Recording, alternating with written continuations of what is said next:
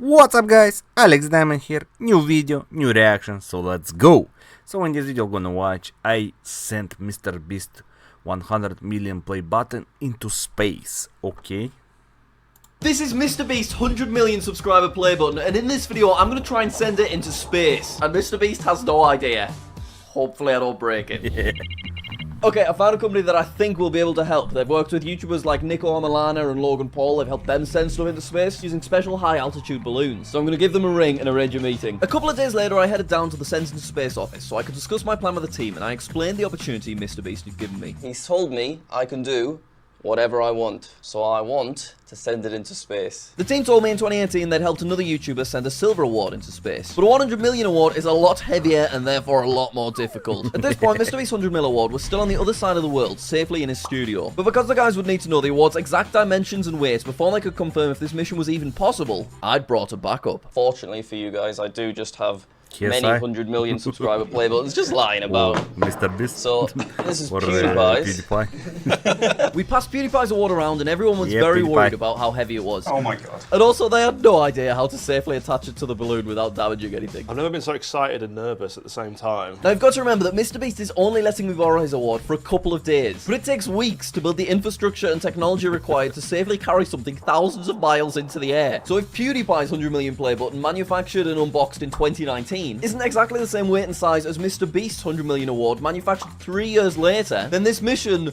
would fail. I left PewDiePie's award with the team so they could start planning how on earth they would secure the award. Meanwhile, I've come up with a genius idea to confirm the 200 million play buttons are the same size. I've secretly messaged MrBeast's friend Chandler, and I've asked him to weigh the award without telling Jimmy. If he gets back to me and it weighs basically the same as PewDiePie's, we're good to go. While I was waiting for Chandler to reply, Sent into Space had designed and started to manufacture a carbon fiber shell that would surround the award along with windows on both sides so that you could still see it without risking anything getting scratched or broken. Chandler's just got back to me. He says, "I got you, bro.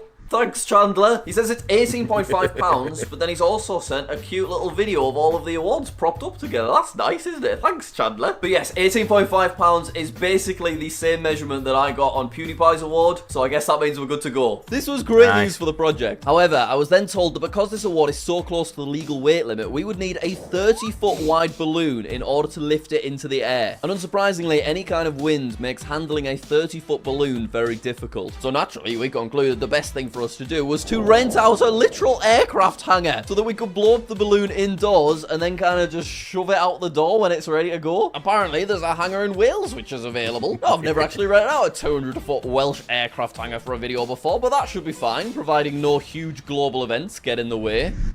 A few moments ago, Buckingham Palace announced the death of Her Majesty Queen Elizabeth II. You might be thinking, Jack, what does the Queen dying have to do with you sending MrBeast's play button into space? Well, there's lots of important country leaders flying to the UK to pay their respects. And this has caused all other aviation-related stuff to be delayed by 2 weeks, which is a bit of a nightmare for me, because tomorrow I'm travelling to London to pick up MrBeast's 100 million play button, and I've only got it for 2 days. I begged the MrBeast team to let me borrow the award for longer, and they reluctantly agreed. The award was now on its way to me, so I got a train to London to go pick it up. It was handed to me by one of Jimmy's associates named Franklin. That is so heavy. Yeah.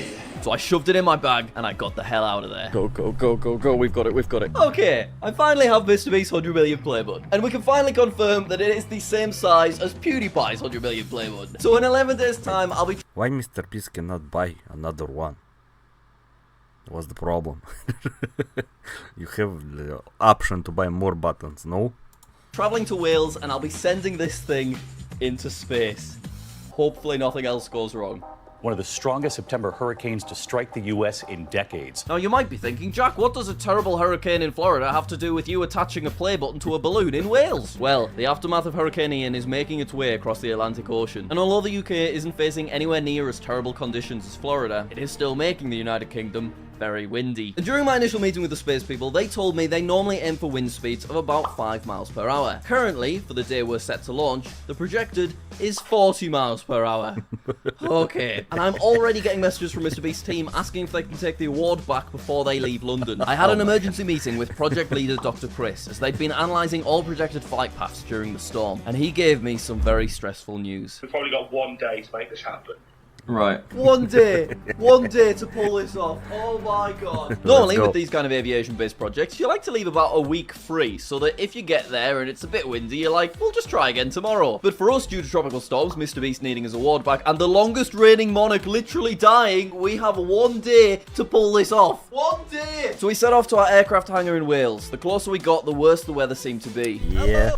We are in Wales. The storm is Oh my god. every second.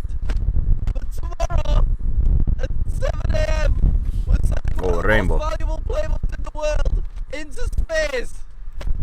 2 rainbows. So while MrBeast was giving away private Nice. jets to British YouTubers, I was making friends with Welsh locals and having a mental crisis in a caravan. This video has gotten way out of hand. So tomorrow at 4:30 a.m. Becky and I will be driving 1.5 hours to the aircraft hangar because 7 a.m. is when the wind is at its calmest. It's still at 25 miles an hour. That is more than double the normal limit for which the send into space people send stuff into space. But because MrBeast needs his 100 million play button back, we're just sending it up anyway and hoping for the best. I can't believe we're sending it into space during the aftermath of... But if you get lost the button, then what?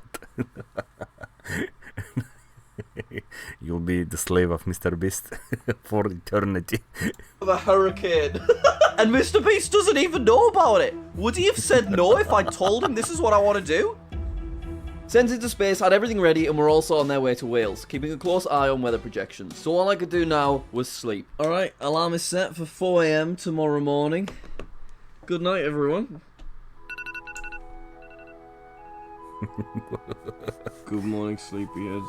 It was still the middle of the night, but we had begun our journey. It is 5 a.m. We have about an hour left of our journey before we get to the Aerospace Centre, and then it is time to finally send this play button into the stratosphere. Hooray. Arriving at the hangar was very surreal. I'd never made a video of this scale before. Oh my god. As if this is for us. As we pulled in with the rest of the team, I was nervous of what could go wrong. As I sipped my tea, I visualized myself having to message the biggest YouTuber on the planet to inform him I'd broken the priceless possession he trusted me with. But the Red Diamond Award was now fully secured within its rig, ready to embark on a trip most humans will never get to experience. As the sun rose from behind the Snowdonian mountains, the team started getting the balloon ready to be inflated. Fingers crossed it doesn't just immediately collide with that Peugeot, for example.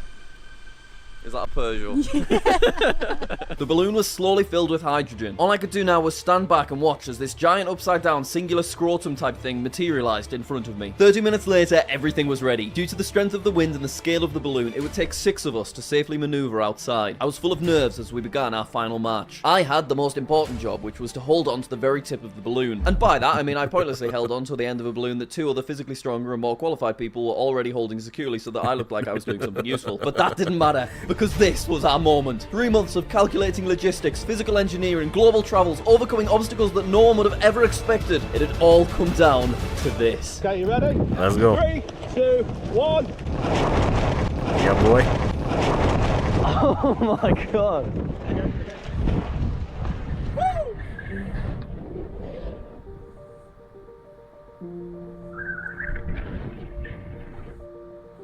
Just one question. How do you know where the button will fall? The initial launch was a success. This calls for manly fist bumps all round. There it goes. What's it doing up there?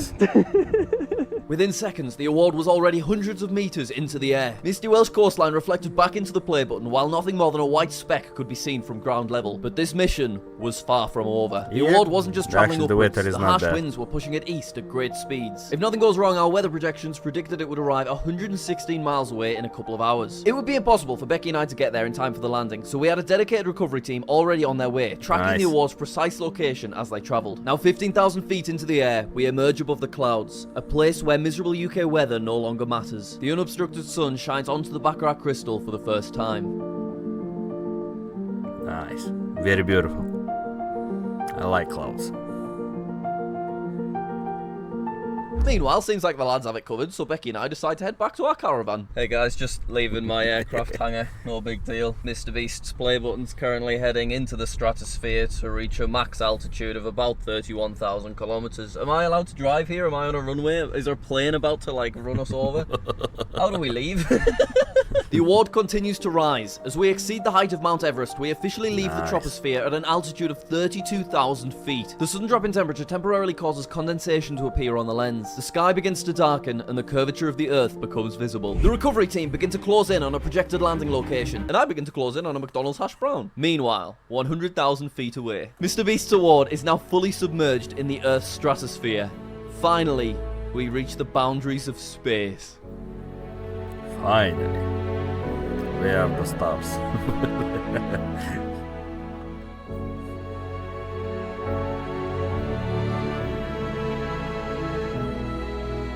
And then, just as I get Jimmy a new desktop wallpaper, at a peak altitude of 112,532 feet, Yeah, the boy. weather balloon bursts. Let's go down. This priceless award begins hurtling towards Earth at a peak descent speed of 178 miles per hour. Yeah, why the curvatures go up and down? It means that is a fish lens and it's not show the real form of the Earth. Interesting. Why that?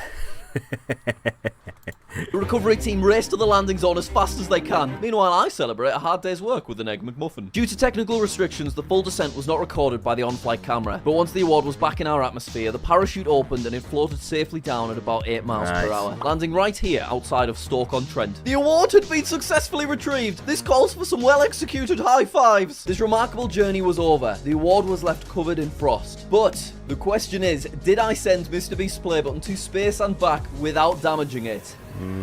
Well, yes, I did. This belongs to PewDiePie. The Playbutton's completely fine. It's totally undamaged. Yeah! The rock will fall We out. sent MrBeast 100 million Playbutton into space. That nearly fell over. Oh my god, imagine if I dropped it then. This video, of course, would not have been possible without the hardworking people at Sent into Space. They are very close to 100,000 subscribers, so go subscribe to them. When they get there, they are obviously going to send their silver Playbutton into space. Also, a huge thank you to Becky for editing this whole video, for helping to film loads of it, and just being there throughout the whole journey. And finally, thanks to this fella, MrBeast. He did not need to reach out to me. He doesn't need my promotion. So the fact he gave me an opportunity like this is just unbelievable. Thank you for watching.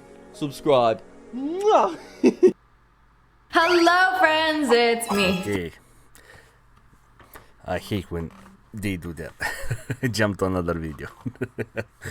So quick. So, thank you for watching this, guys. I hope it was interesting. Subscribe, comment, and see you in the next video.